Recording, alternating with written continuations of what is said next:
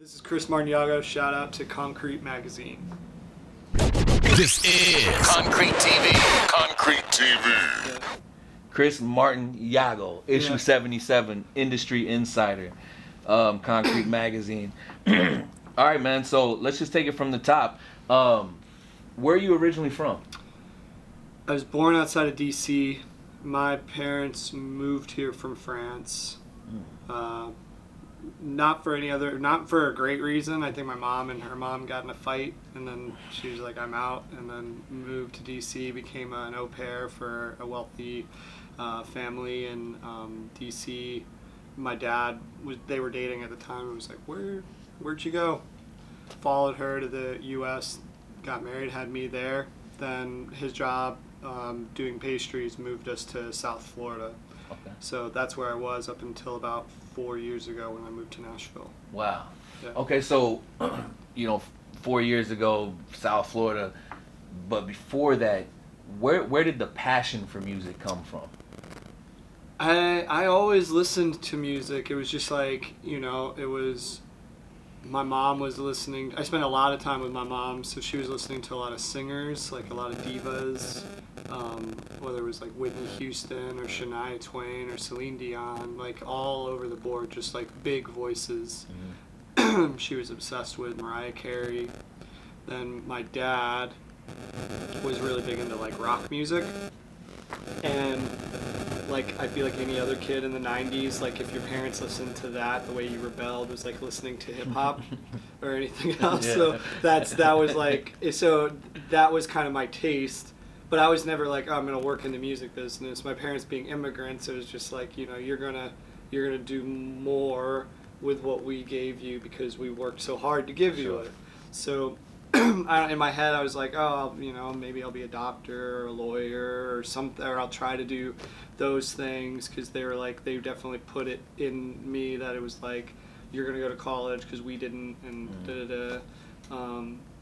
and so there was all that pressure. But then one day, like all I wanted to do was be at the beach. I like was kind of thinking about school, but I didn't really care about it. It was like the beach, video games, girls. That was it. Like that was all I cared about.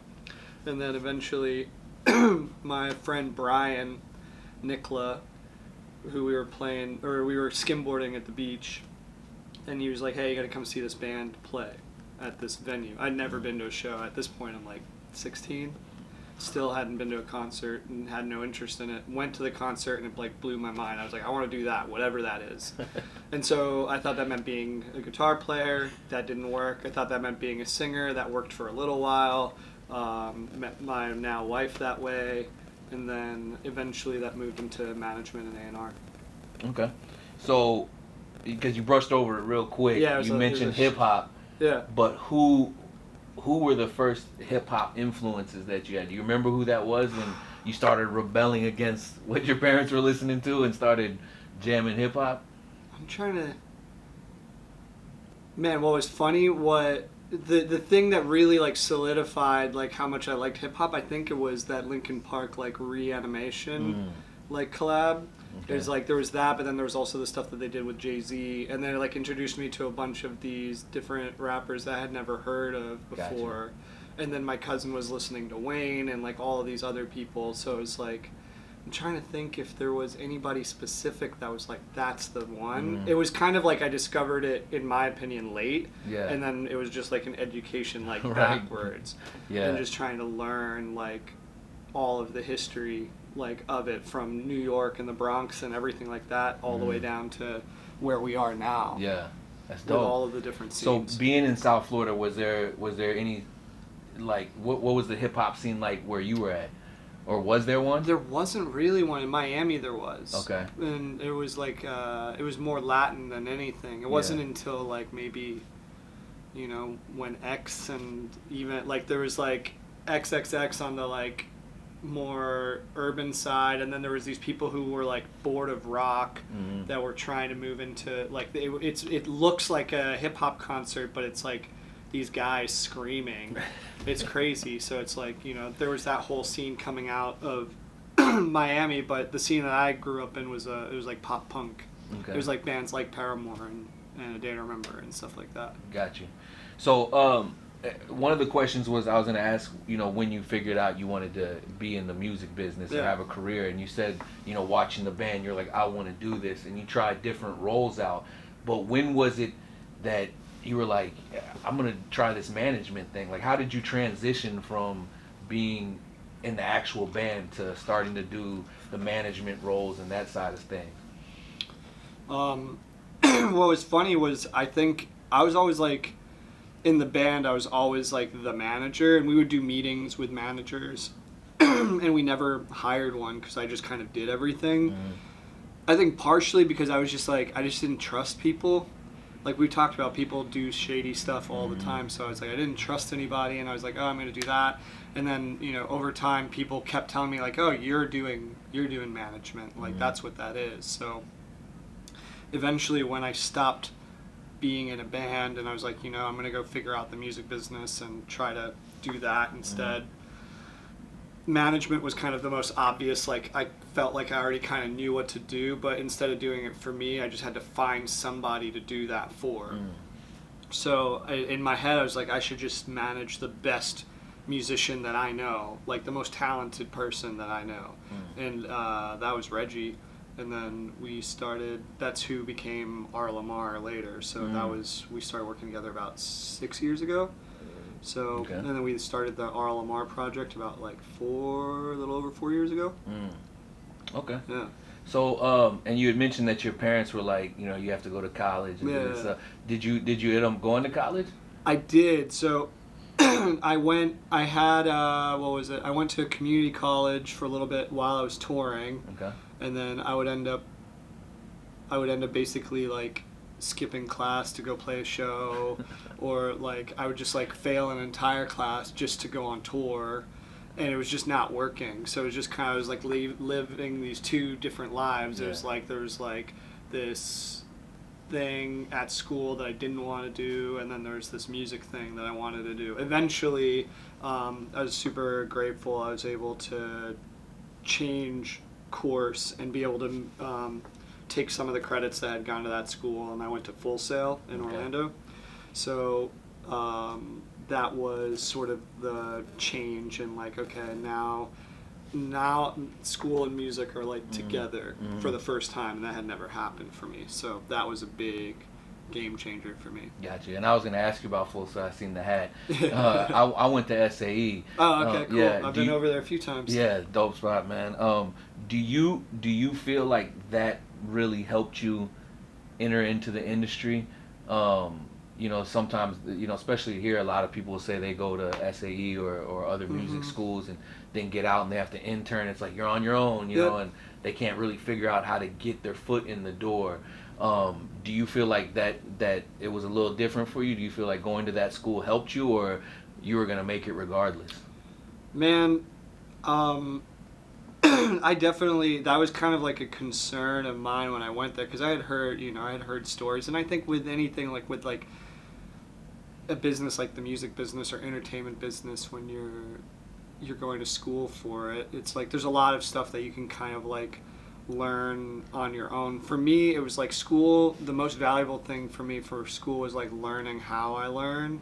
It wasn't so much like the things that I learned, because you could get that on YouTube, you could go to wherever, but if like you don't have somebody being like, hey, this is what we're focused on today. It's not like I could learn calculus, I could learn this, like I could just pick random things. It wouldn't be focused.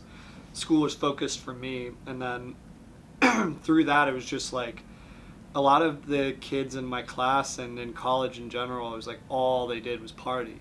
And like I would go and have fun too, but like all I would do after class is like take whatever I learned that day and like try to figure out how to apply it to what I was doing. Okay. I like started managing an artist at that time because I was like, I felt like it was important for me, like when they teach me something, to just go and be like, let's just do that. Okay. Whether it was book a tour, whether it was do all of this stuff, I learned a lot and just applied it. A lot of my friends that partied, they were like, oh, like working is for after school is done. But the ones that I've seen succeed, it was like they started working immediately when they were in school, because then you're not losing your momentum. You get out of school, it's like now all the pressure's on you. If you're in school, like you always have that like, oh well, I'm in school kind of like thing. But I think people rested on that excuse too much. And then they're like, oh, like I'm in school now, then I work. It's like, no, you work while you're in school and you work after. But not everybody has the work ethic to make it in the music business or any business. I think any school has the same thing. Yeah. And that work ethic might come from having the immigrant parents coming over. Probably. Like, you know what I'm saying? Honestly, like, I think about it all the time. Oh, yeah. My dad sold his, they had this, like, beat-up car, but they wanted to get me a crib, so he actually sold the car and then bought a bike and would ride his bike to work. Wow. He had gotten a few car accidents because just, people just hit bicycles on the road all the time, but it like reminds you of like just the sacrifice that people are capable of making, and like that you can do that too, but just a lot of people like are so comfortable with whatever they've got that they don't really want to give that up. Yeah, that's real. So going a little bit forward, how did you end up getting your job with Atlantic? So I was going to Full Sail. I was managing an artist. At this point, I had been touring since I was 16. I started Atlantic, I started going to this college at 21. I started my previous college at 17. Oh, wow. So I was there for 4 years and it just didn't go well, as you can imagine. I just didn't pass anything because I was trying to tour. So I was in the class, random string of events. Normally it's like you do your gen ed courses and then you work your way into more music business focused classes at the school. People were complaining about that. I didn't know. So they were starting to move classes that were supposed to be at the end to the beginning. But through that process, there was an A&R person at Atlantic, Steve-O, whose office we're in now, who was like, hey, I want to meet some students who are about to graduate. But that email list of the classes that were at the end never changed. So I ended up in a classroom full of, it was like me, 3 other new people, and then a bunch of people who were about to graduate. And then the teacher was just tasked with picking whoever in the class. Oh, wow. She didn't even consider that I had only been in the school for 2 months. So, or maybe it was 3 months at that point. I can't remember. It was like 2 or 3 months. It was pretty quick. Yeah. So I got put into this opportunity where it was like me and 11 other students who a lot of them I'm still friends with today. And he and I just hit it off. And then he was like, that was my first introduction. I never met an A&R person. Like I feel like anytime I've talked about A&R people, everybody's like, oh, it's like a magical wizard that lets you up on Success Mountain or something, and it's like it's not true, but it was so interesting that you could be so close to the music without having to like actually touch it, and that there's an art in like knowing when to say something and when you shouldn't, and being quiet and like just letting an artist do their thing,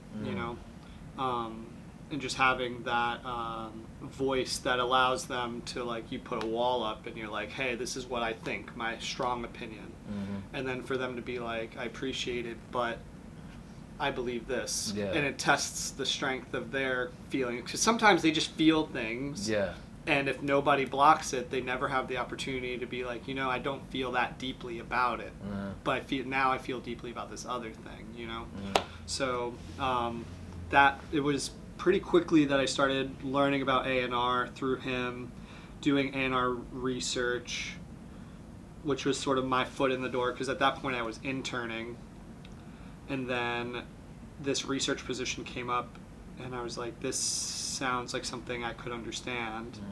So I want to try this, and it'll maybe get my foot in the door, because remember, I'm working out of Orlando. It's like me and him. There's like everybody else is in New York, LA, London. So it's like I just had to find a way to make myself valuable as a team member all the way down in Orlando. That was the whole goal. So I started doing A&R research, finding talent early on through data, and delivering that to the company, and then did that well enough to now I'm still here. And it's been what, You said 8 years. 8 years. Wow. It'll be 8 years in April. Wow.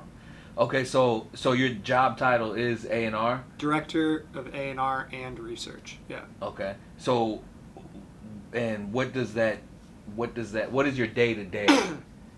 What is what's your day to day that you wake up and do what? Yeah. So I have those two things, A&R and Research. So it's like A&R. I have a roster of artists spanning all sorts of genres and all sorts of needs. Some artists, it's like they don't collaborate really at all, except for maybe with a producer.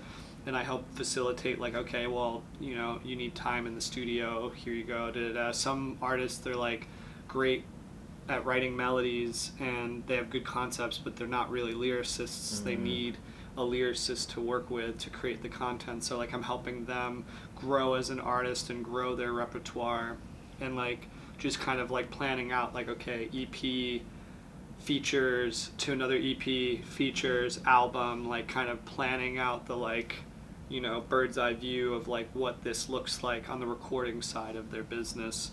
And then Research, I'm using data to just identify new artists for the label. So it's like if I find something that's blowing up in the like northern part of Norway, it's like, is this record going to cross into the US? Is this something that makes sense for us? Is this something that should be a territory only deal in Europe? Because it's like, hey, this looks like it's showing signs of success. It's probably going to blow up in Germany.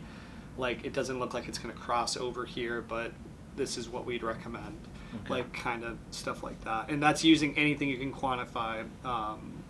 Sales, streams, Shazams, ticket sales, social interaction, views, SoundCloud stream, like anything that you can kind of put a number to. I'm putting it all together and looking at like drivers and being like, okay, well, what does this mean? Because a lot of people, like the most that a lot of the executives at the top level get, a manager comes to them and is like, my artist is, we just got 1 million streams in a day, and you should sign them for however much money. Yeah. That's like the conversation, and then I have to explain like, it's true there was 1 million streams, but it is because of this particular playlist, and there's like 10 streams here, 10 streams there, 10 streams there. There's 10 streams all over the place. Yeah. And that's hard to scale. But like if a manager comes, that same thing, and then they come to me and I'm like, you know what, 900,000 of those streams are coming out of Nashville. That's huge. Yeah. That's a big deal, because then you can scale that, because you're like, okay, well, what's happening in that market? And then how do we replicate it in other markets? Because if you can find that, then it's like you're replicating 900,000. Like if there's just 10 streams everywhere, that doesn't mean anything. It's like it's already replicated everywhere. Yeah. Nothing's blown up. It's just kind of like it's getting a shot. Let's watch it, see if one of those markets starts to grow. That's just like one example. Gotcha. A lot of people are saying nowadays, like, it's not so much about the talent anymore. It's about numbers, and if you've got huge numbers, then they'll sign you. Or it's almost like investing in a business. Yeah. And you're like, no one wants to invest in a business that hasn't been proven to make money. It's like, oh well, or this business over here, I can franchise a McDonald's and make tons of money, or I can open up a mom and pop shop and see what happens. So do you feel like it really, that plays a role in signing artists nowadays, not so much the talent anymore? I think it's both, because I think ultimately, like, numbers can kind of like, because at the end of the day, it's all noise, right? There's, just from a practical standpoint, there's 100,000 plus songs coming out every week. So it's like, as an A&R person, how do you listen to 100,000 songs in a week? You don't. Especially when you're at a major, because at the end of the day, it's like, you're like, okay, well, what's the best of the best? And what happens to things that are the best, that are great, when they're even just isolated here? A lot of people go to their shows. A lot of people talk about them. And when people do that, that has a quantifiable thing attached to it. So I don't think that, it's not so much about, it's anti-talent. It's just like there's just there's so much talent.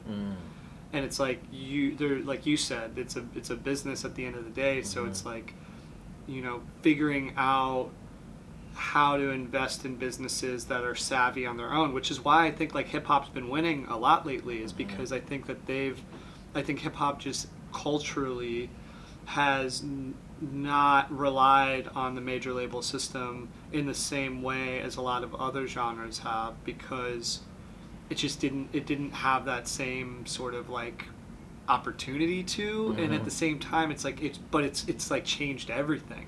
Like it's the hottest genre in the world besides like anything that's like Latin records, like those two, like between like just like urban Latin music. It's just like it's all the together. Like you have Bad Bunny, Ozuna, Maluma, like all those people. It's the biggest thing in the world. So it's not about necessarily one or the other, but I think that if people really want something, they show it with their money, with their attention, and that's the thing you're fighting for more than anything. It's just that attention in a world where there's 100,000 songs coming out. It's like, what are people paying attention to? It's not like who's making the most money, because like you kind of get a scale of like, okay, well this person's selling a lot, but it's because they've gotten famous because their butt looks nice on Instagram, and they put out their song and they had a big first week, but it goes away immediately afterwards. Or then there's this artist that's over here that's like nobody knows who they are, no social following, nothing, but it's really good and it's showing some early signs on like a small playlist. There's like the like research spans such a like wide range of talent numbers and information. So it's just like that's where A&R and taste and gut comes in. It's like, because no matter how much information you have, no matter how much talent the artist has, you have to make a decision at some point. And I think using numbers is just another way to like help you go one way or the other with it. Whether you're like, is this a good investment or not? And then sometimes you kind of like the numbers aren't going to tell you that it is, and you got to do it anyways. But at least it's there for you to have that option. We didn't have that as much anymore. It used to be like, call the radio station, like who are they calling you, asking you to play? Calling the record stores, what's selling? All that's gone, right? Yeah, that's crazy. So you brought some, or you made me think of something. When you had mentioned, hip hop kind of doing it on its own, and not so much relying on labels. And there's a lot of talk now with people saying, stay independent, go independent. What's the benefit of being with a major label compared to staying independent and grinding out? So, to me, the most kind of obvious benefit is that you have a system that has, because of like Warner Music Group, Universal Music Group, Sony Entertainment, like those big three groups, it's like they have labels all over the world. If you want to be the biggest artist in the world, there's no one better at doing that than major labels. Not because of my opinion, but it's like just like from a technical standpoint, it's like you've got, you want to go to Germany, you don't have to like interview a bunch of people and try to figure out if you know who the team is. It's like they're there already. You want to go to Japan, they're there. You want to go to Australia, they're there. You want to go to India, they're there. It's like anything you need to activate like this, as long as the bill, and it's not as easy as that, because I think a lot of people assume that when you sign at a major that like all of that is immediately at your disposal. Everything has to be sort of decided based on does the activity and the interest around this artist justify pressing that button and impacting the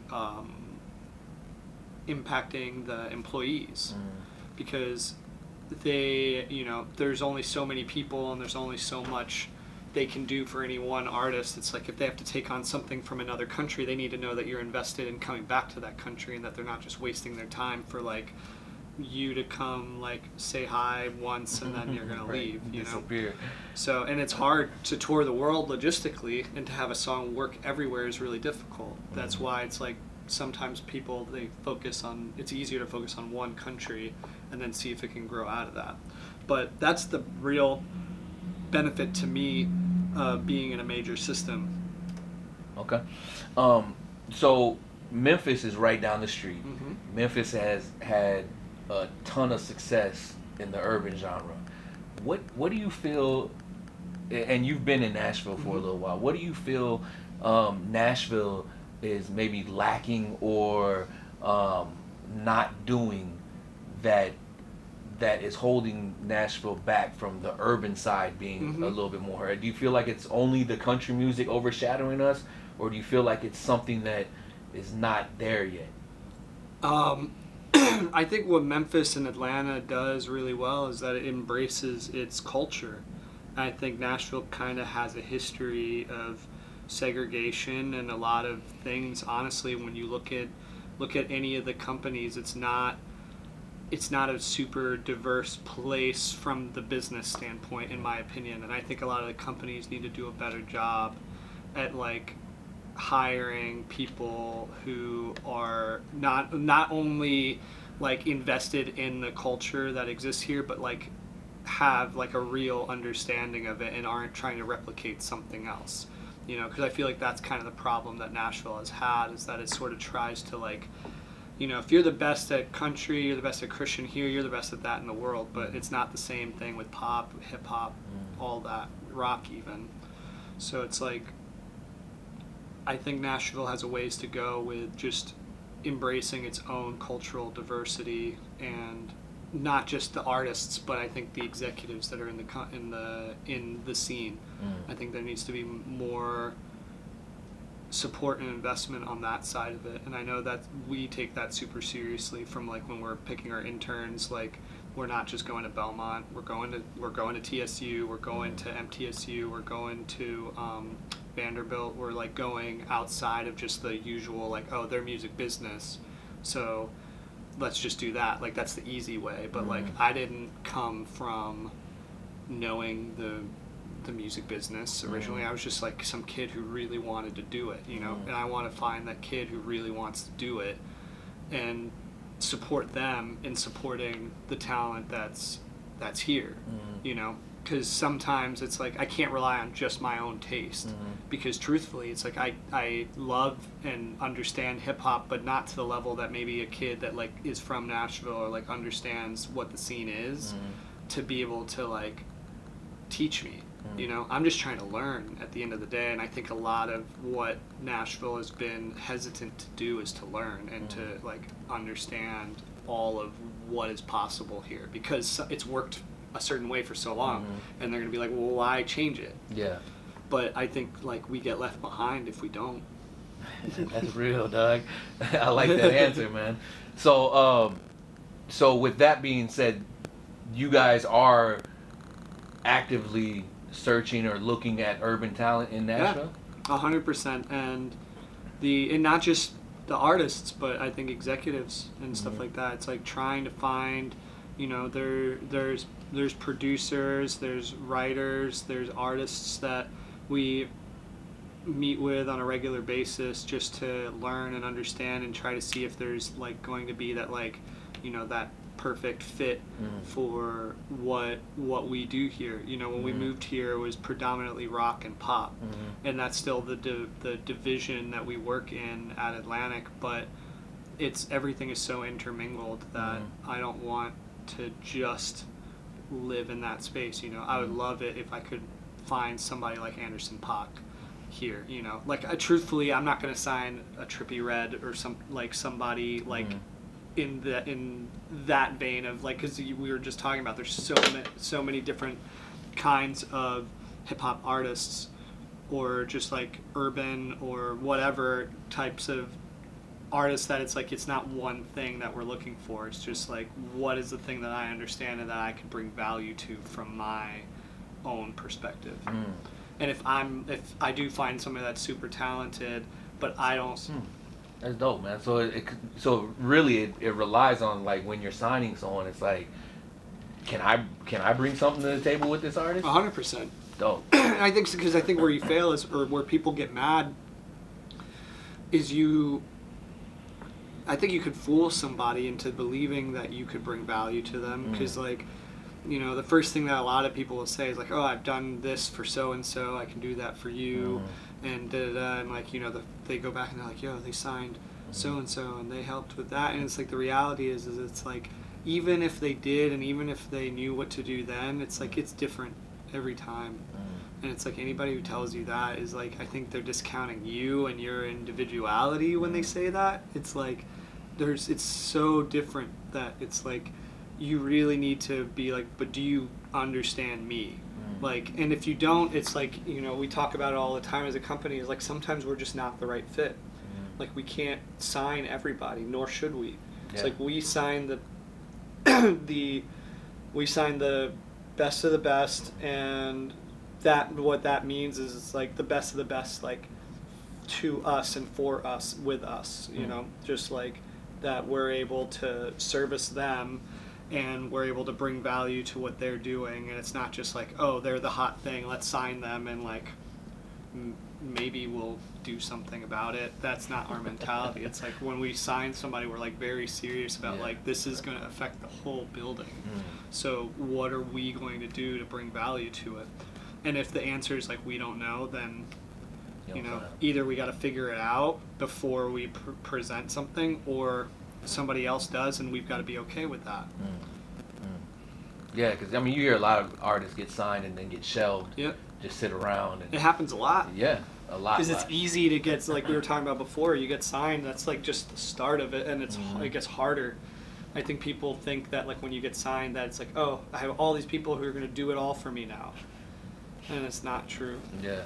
So for some, you know, you were mentioning that you're looking for a kid that's passionate about the culture, and you know, and I'm sure when we put this out, there's going to be some kid reading this interview or watching this online and thinking that's me, you know. Yeah. What kind of advice would you give these kids that are trying to pursue what you're doing now and get their foot in the door in the music industry? Because it's not easy. I mean, there's so many labels out there, and there's so many people, and everybody wants to get their foot in the door, and it almost seems impossible at times. So what would you suggest? Yeah, exactly. It's I mean, it's just like the same way that you tackle anything when you're just like hustling, is it's not about like standing in line and like waiting for that opportunity to be like, here's my resume or whatever. Like sometimes it's about like finding that side door or like some other creative way around it, you know. It's like, I think about the way that it is now. It's like you don't need to work at a label to do A&R. Like to me, the biggest piece of advice, or like that I wish I had known and that I figured out as I was doing it, was like, oh, you can create a way that you discover and listen to music. Because a lot of people are like, oh, I listen to music actively, but the way that they find stuff is they're like, I find it on Rap Caviar, or I find it on this YouTube channel, you know, whether it's like Water Whippin' Evan or something. And it's like, you do that, you're not the person who's finding it first. Like the people who are presenting that are finding it first. It's like, what is your way every week? Like every week I have my way of like, I go through thousands of songs every week, and I distill it down, and I have a list, a playlist, and all these songs of like artists that it's just like, this is interesting. You know, I might sign one artist every year to year and a half. Wow. But the job of doing A&R is like, what is your process to find stuff and be first or be early on somebody? Because it's not always about being the first person in the world to find this artist. It's about being the first person to do something about it and like know what to do. So it's like you establish your sort of like path to doing that. Whether you look at Cole Bennett, somebody who's like super influential in the lane of hip hop that he's been influential in, whether it's Juice WRLD being one of the biggest examples, to did he do Tekka? Who did Tekka's videos? It was okay. So it's like I feel like that's an even more recent example. So it's like, if his thing was like, okay, find the stuff early on, like, okay, I I love this. My platform is like creating this channel, and I'm going to keep doing that consistently to the point where, you know, he's being, you know, he's not only being paid to do what he's doing, like as his normal job, but he's also, you know, able to A&R records for various companies as a consultant, because clearly he has a process. So the short answer is like create a process that is yours and is consistent. And that's really what you got to do as an A&R person. And then eventually, if you do that enough times, then it's just, the process isn't just like how do you find the talent, but then what do you do with it afterwards? Like, who are the group of A&R people that you trust to do a good job with the artists that you believe in?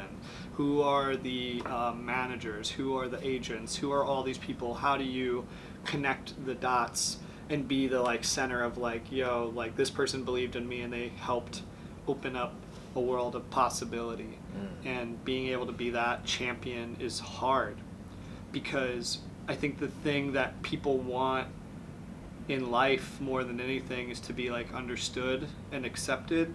And I think when you see something that other people don't see, it doesn't look like acceptance or understanding. It looks like, why should I care? It looks like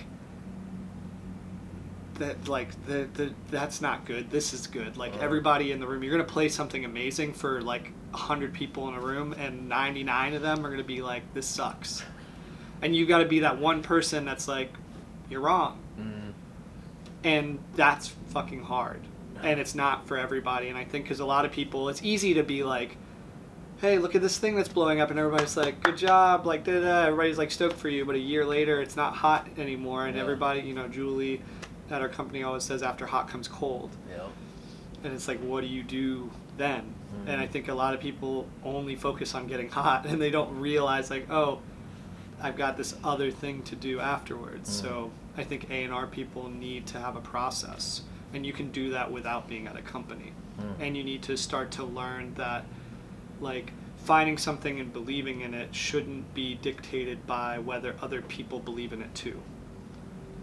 Okay. That's hard. Yeah. Because it's like you want people to fuck with you and to be like passionate about yeah, it. that's awesome. But it's most of the time, if you're doing it right, no one's gonna fuck with it. No, because if people already fuck with it, then it's like they already knew. And it's like, then what did you do? You didn't believe in it early. You didn't champion it. You just kind of like are riding the wave. Yeah. And that's cool. And you can be a fan, and there's nothing wrong with that. But it's harder to get onto the other side of it and help like be like, okay, well, how do we create that wave or like that thing? So do you feel like it's important when artists approach you or come to the table, they already have their team together? You know, a lot of times they'll come and say, you know, I want a label deal, or, you know, I have a team. And I mean, do you is that a plus, or is that a pro, or is that a con when they come with the team? If the team's good, Okay. it's a pro. Yeah. Team's bad, it's a con. That easy, It's right? like it's that easy. I mean, it's like you're just at the end of the day, it's like you're looking for stability. Stability in business, period, like helps you. You're able to grow, because if you're not having to think like, oh, that person's like going to steal money from that person, and then the tour could fall apart 6 months from now because they're not cool anymore, or like whatever. There's like all these different. It's hard enough to think about all of the other things to cut through the noise. You don't need to worry about like the inner team being like, is the manager like a good person? Like, if you can't figure that out, or like is this manager like actually contributing in any way or whatever, and you don't want to start having that, because it's poisonous when you start to like point fingers at everybody, because then suddenly you're doing all of this energy internally that you're not focusing on the thing that we're here to do, which is like get this artist out into the world and to their audience. Okay. Well, one more question, man, and then we'll wrap it up. I know you said you guys are actively looking at urban artists in Nashville.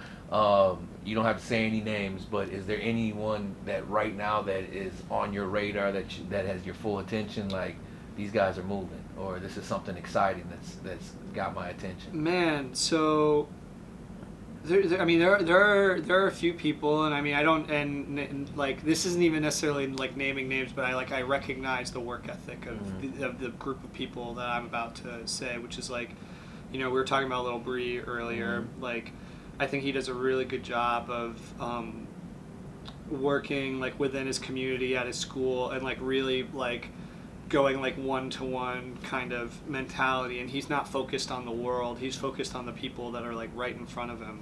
And he's giving them whatever he can as consistently as he can. So, you know, him and his manager Chris are doing a great job. Then there's, you know, there's that whole collective of AB Eastwood, Jemiah, Tim Gent, like with Zach Cobb, and like there's a whole crew there that are in Bryant Taylor.